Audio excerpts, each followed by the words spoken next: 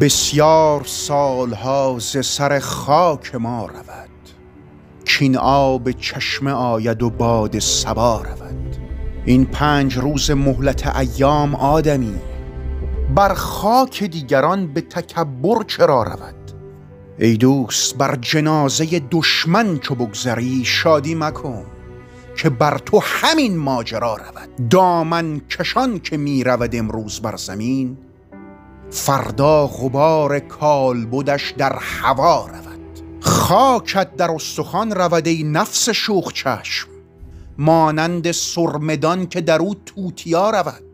دنیا حریف سفله و معشوق بیوفاست، چون می رود هر آینه بگذار تا رود. بسیار سالها ز سر خاک ما رود، کین آب چشمه آید و باد صبا رود. این 5 روز مهلت ایام آدمی، بر خاک دیگران به تکبر چرا رود؟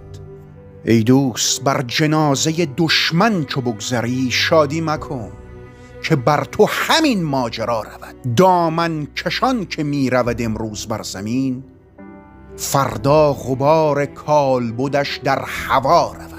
خاکت در استخوان رود ای نفس شوخ چشم، مانند سرمدان که در او توتیا رود.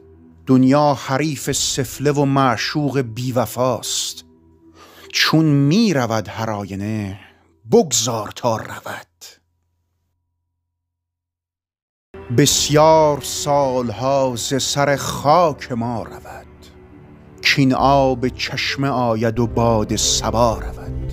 این 5 روز مهلت ایام آدمی، بر خاک دیگران به تکبر چرا رود؟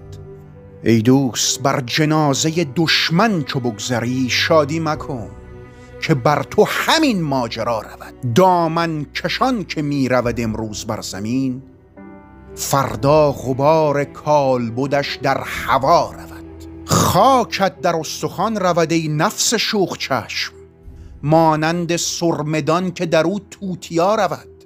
دنیا حریف سفله و معشوق بیوفاست، چون می رود هر آینه بگذار تا رود.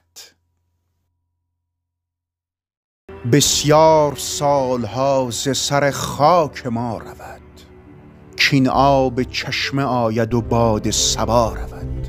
این 5 روز مهلت ایام آدمی، بر خاک دیگران به تکبر چرا رود؟